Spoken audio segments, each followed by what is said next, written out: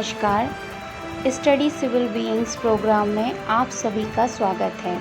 आज हम 1 अगस्त 2020 के महत्वपूर्ण करंट अफेयर्स पर चर्चा करेंगे। हमारा पहला पॉइंट है, वन नेशन वन कार्ड योजना में 4 राज्य और केंद्र शासित प्रदेशों को शामिल किया गया। केंद्रीय उपभोक्ता मामले में मंत्री रामविलास पासवान ने वन नेशन वन कार्ड योजना को 4 राज्यों और यूटी के जम्मू कश्मीर, मणिपुर, नागालैंड और उत्तराखंड तक विस्तारित किया। इस नए कदम के साथ यह योजना अब पूरे देश के 24 राज्यों और केंद्र शासित प्रदेशों में सक्षम हो गई है। वन नेशन वन कार्ड योजना के तहत देश में अपने स्थान की परवाह किए बिना राशन कार्ड धारक अपने राशन कार्ड के माध्यम से राष्ट्रीय खाद्य सुरक्षा अधिनियम के तहत राशन का लाभ उठा सकेंगे। उपयुक्त 4 राज्यों के अलावा 20 राज्य पहले से ही इस योजना का लाभ उठा रहे थे। पूर्व में एकीकृत 20 राज्य और केंद्र शासित प्रदेश हैं आंध्र प्रदेश, बिहार, दादरा नगर हवेली, दमन एवं दीव, गोवा, गुजरात, हरियाणा, हिमाचल प्रदेश, झारखंड, कर्नाटक, केरल, मध्य प्रदेश, महाराष्ट्र, मिजोरम, उड़ीसा, पंजाब, राजस्थान, सिक्किम, तेलंगाना, त्रिपुरा और उत्तर प्रदेश। राष्ट्रीय खाद्य सुरक्षा अधिनियम क्या है? 2011 की जनगणना के अनुसार देश में लगभग 81 करोड़ लोग राष्ट्रीय खाद्य सुरक्षा अधिनियम के तहत आते हैं। इस अधिनियम के तहत भारत सरकार समाज में सबसे कमज़ोर वर्गों अर्थात अंत्योदय परिवार को कवर कर रही है। इन परिवारों को प्रति माह 35 किलोग्राम खाद्यान्न प्रदान किया जाता है। हमारा दूसरा पॉइंट है, ई इनवॉइसिंग पर सरकारी अधिसूचना। केंद्र सरकार ने 500 करोड़ से अधिक के कारोबार के लिए केंद्रीय ई इनवॉइसिंग योजना प्रस्तुत की है। हाल ही में योजना के अनुसार 500 से अधिक कारोबार वाले जो भी व्यवसाय होंगे उनके लिए B2B इनवॉइस उत्पन्न करने के लिए सेंट्रलाइज पोर्टल का उपयोग करना होगा। इस प्रणाली की आवश्यकता क्यों पड़ी? अब तक जो भी कंपनियां जाली इनवॉइस बना रही थी उस पर अंकुश लगाने के लिए इस प्रणाली की शुरुआत की गई है, जिसमें 500 करोड़ से अधिक टर्नओवर वाले व्यवसाय के लिए B2B विक्रय के लिए केंद्रीकृत सरकारी पोर्टल के माध्यम से ई इनवॉइस जनरेट करना अनिवार्य हो जाएगा। इसकी पृष्ठभूमि क्या है? इस प्रणाली के बारे में चर्चा पहली बार पिछले साल नवंबर में हुई थी। उस समय प्रस्ताव इस प्रणाली का 100 करोड़ रुपए से अधिक कारोबार के लिए अनिवार्य था और इसे 1 अप्रैल से क्रियान्वित किया जाना था। हालांकि कुछ तकनीकी खराबी के कारण सिस्टम समय पर नहीं आ सका। इससे क्या लाभ होंगे? ई इनवॉइसिंग प्रणाली के बहुत सारे फ़ायदे होंगे। व्यवसायों के लिए रिटर्न फाइलिंग प्रक्रिया बहुत आसान हो जाएगी, क्योंकि इस केंद्रीकृत प्रणाली की शुरुआत के बाद बिना किसी देरी के इनवॉइस डेटा आसानी से कैप्चर किया जा सकेगा। जालसाजी, नकली चालान जनरेशन कम हो जाएगा और अंत में हट भी जाएगा। जीएसटी विभाग के पास डेटा वास्तविक समय में पहुंच पाएगा। एप्पल दुनिया की सबसे मूल्यवान कंपनी बनी। तिमाही परिणाम पेश करने के बाद एप्पल का स्टॉक 10% तक बढ़ गया। इसके चलते एप्पल दुनिया की सबसे मूल्यवान सूचीबद्ध कंपनी बन गई। कंपनी ने मार्च में महामारी के दौरान भी अपने निम्न बिंदु से भी एक शानदार रिकवरी प्रस्तुत की। इसका कारण है वर्तमान महामारी के बीच जब हर जगह ऑनलाइन काम करने के लिए इलेक्ट्रॉनिक उपकरणों की वृद्धि हो रही है, तो कंपनी के उपकरणों की मांग में भी वृद्धि देखी गई है। Q3 के लिए इसका कुल राजस्व $59.7 बिलियन है, जो कि पिछले वित्त वर्षों से 11% अधिक है। मैक और आईपैड की अच्छी बिक्री इसका एक प्रमुख कारण है। अगला पॉइंट है, फ्लिपकार्ट अपने समर्थ कार्यक्रम के द्वारा ऑनलाइन उत्पादों को बेचने के लिए 6 लाख कारीगरों की मदद कर रहा है।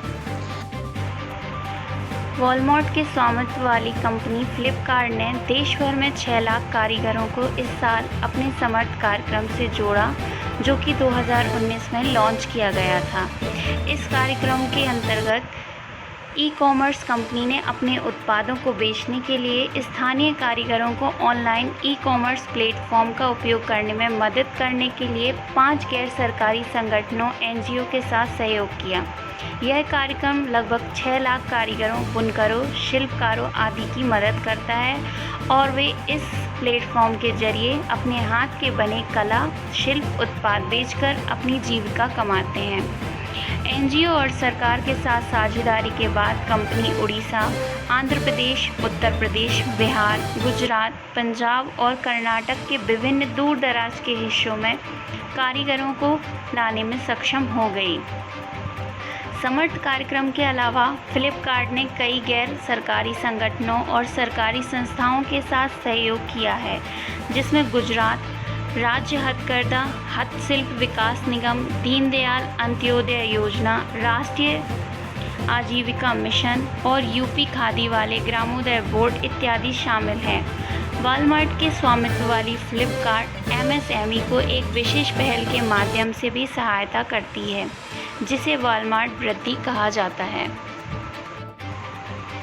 अगला पॉइंट है, अरब जगत के पहले परमाणु रिएक्टर ने अपना ऑपरेशन शुरू किया। तेल से समृद्ध खाड़ी राष्ट्र UAE के अबू धाबी में अरब जगत के पहले परमाणु रिएक्टर बराकाह ने काम करना शुरू किया। बराकाह के 2017 अपना ऑपरेशन शुरू करने की उम्मीद थी, हालांकि सुरक्षा के विभिन्न मुद्दों के कारण इसमें देरी होती रही। अमीरात न्यूक्लियर एनर्जी कॉरपोरेशन (ENEC) और Korea electrical power corporation (KEPCO) के एक संयुक्त उद्यम में विकसित इस रिएक्टर का अर्थ अरबी में आशीर्वाद है। KEPCO के सहयोग से परमाणु रिएक्टर पावर प्लांट ने अपने रिएक्टर प्लांट में ऊर्जा 1400 मेगावाट के दबाव वाले पानी के रिएक्टर द्वारा उत्पन्न की जाएगी, जिसे दक्षिण कोरिया में डिज़ाइन किया गया है, जिसे APR 1400 कहा जाता है। अभी के लिए 4 रिएक्टरों में से केवल एक ही काम कर रहा है। हालांकि देश का उद्देश्य 2023 तक अपने सभी 4 रिएक्टरों को परिचालन मोड पर सेट करना है।